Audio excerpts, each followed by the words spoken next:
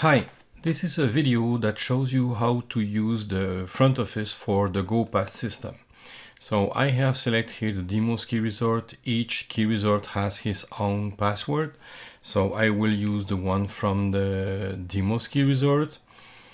Then I came at this one and I will use this test card. I say validate and the system gives me the grade 4 passport. It gives me all the information about the owner of the card. I see the snow pass and I can take a ticket. So if I take a ticket, he says transaction saved and it's done. Now, if you use again that card, he will say that you cannot use that again. So you can go to the history, you can show the transaction, and then you will see all the transaction and only this one is active. So if you wanted to cancel, you have 15 minutes to cancel the transaction for any reason. And you say cancel the transaction and it's saved.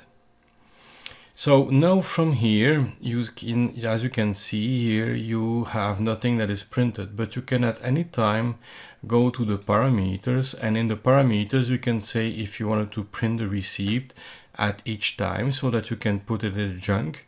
You can define the default receipt printer, the default report printer, and if you doesn't want to see the receipt on the screen and it's printing directly on the receipt printer, you can say direct printing.